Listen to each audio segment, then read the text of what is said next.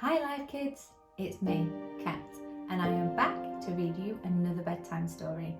This evening's story is about somebody called Zacchaeus. Now you might have heard of Zacchaeus before.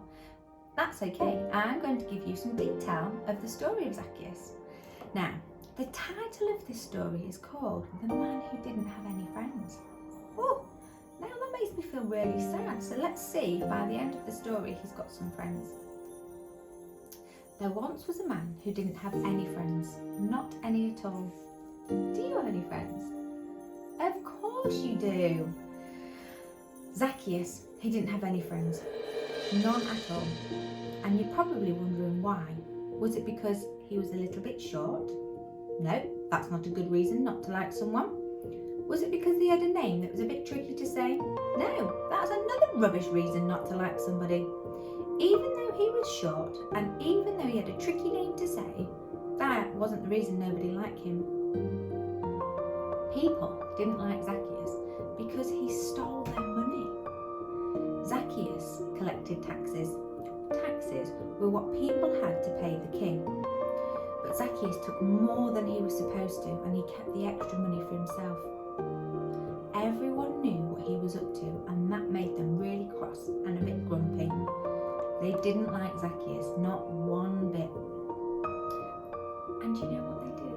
Oh, they made sure that Zacchaeus knew that they didn't like him, and they did things like avoiding him. They would walk on the opposite side of the street and they would pretend not to see him. Oh, I bet it made him feel really sad.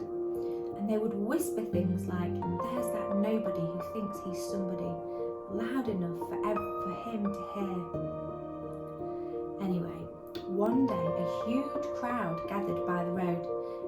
Jesus was coming to their town and everybody wanted to see him. Zacchaeus wanted to see Jesus too, but everyone was so tall that Zacchaeus couldn't see. He tried jumping up and down. Can you jump up and down? Great, that's great jumping. But that didn't work. He just couldn't see a thing. Do you know what though? Luckily, Zacchaeus had a really good idea. "I'll climb that sycamore tree," he said to himself. So he did. He climbed it really well, really fast, and he got to the top very quickly. From the tree, Zacchaeus had the perfect view all the way down the road, and he could see Jesus. Another minute, and suddenly Jesus was at the tree. He stopped and looked up. Zacchaeus could see Jesus, and Jesus could see Zacchaeus. "Zacchaeus," said Jesus, "I'd like to come to your house." Zacchaeus almost fell out of the tree. "Come to my house? No one ever wants to come to my house. Not anywhere near it, let alone inside of it." Do you know what? The people saw this, and needless to say, it made them even crosser and grumpier than normal. They mumbled and murmured and they muttered, "Why is Jesus being kind to that big sinner? Doesn't Jesus know about him?" Zacchaeus scrambled down and took Jesus to his house. He was in a really, really big hurry because he didn't want Jesus to change his mind. Perhaps Jesus hadn't heard about him. Perhaps Jesus didn't know about the stealing he'd done and how nobody liked him and how he didn't have any friends. But you know what? Jesus knew all of these things. He knew all of the things that Zacchaeus had done.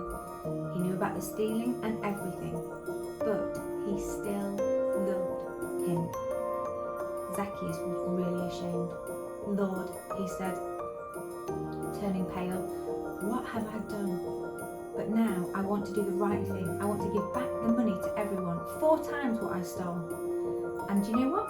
That's just what he did. Jesus smiled at Zacchaeus and said, "My friend, today God has rescued you." Jesus loved Zacchaeus when nobody else did. He was Zacchaeus' friend, even when no one else was, because Jesus was showing people what God's love was like. His wonderful, never stopping, never giving up, unbreakable, always and forever love.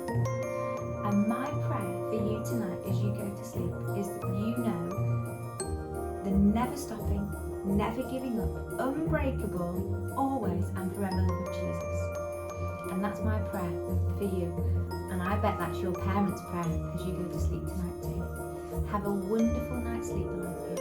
And we miss you, and we love you, and we can't wait to see you and give you a big squeeze and a big hug sometime soon. So I send you lots of love.